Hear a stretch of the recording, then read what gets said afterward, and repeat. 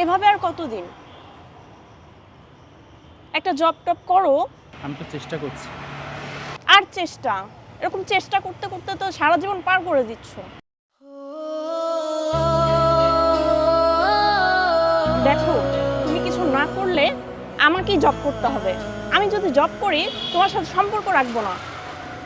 একটা পুরুষ মানুষ চাকরি করে তার শখের মানুষকে নিয়ে থাকবে বলে, আর একজন নারী চাকরি করে তার শখের মানুষকে ছেড়ে দিবে বলে। তফাৎ তো এখানেই। দেখ তফাৎ।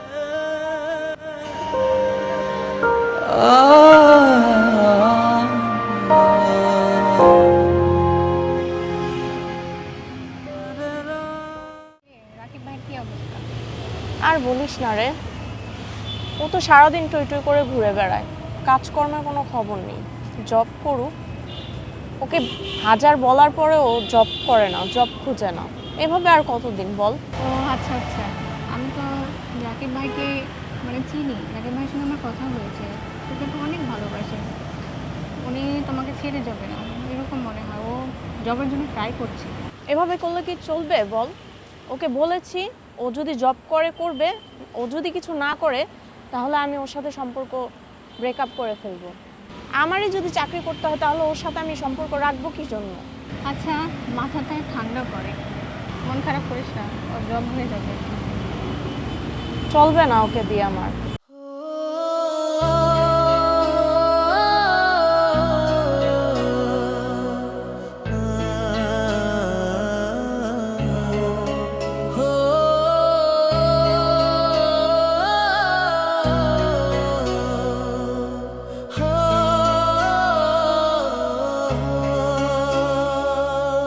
রক্তের কালিতে লেখা যে নাম, সেই নাম মোছানো যাবে না। তোমার ভালোবাসা ফুরিয়ে গেলেও তোমায় ভুলতে আমি পারবো না। ও প্রিয়া রে, তুমি ছাড়া জীবন চলে না। ও প্রিয়া রে, তুমি ছাড়া আরে সোনিয়া, তুমি এখানে? এই তো আসলাম। আপনি কেমন আছেন? এই তো ভালো, তুমি কেমন আছো? আমি তো ভালোই আছি। রিয়ার সাথে সম্পর্ক কেমন চলছে আপনার?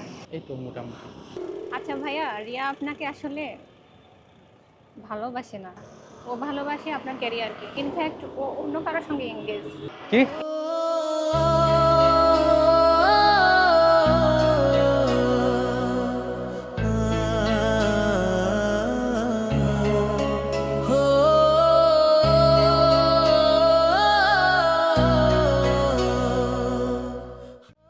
আমি ওর জায়গায় হলে আপনাকে দুঃসময়ে সাপোর্ট দিতাম।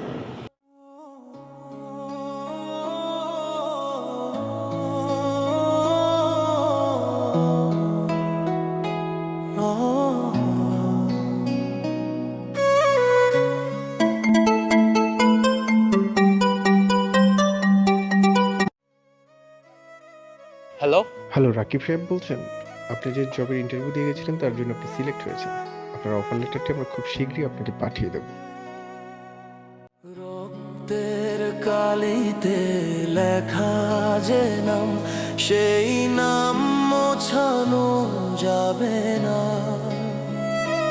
তোমার ভালোবাসা ফুরিয়ে গেলেও তোমায় ভুলতে আমি পারবো না।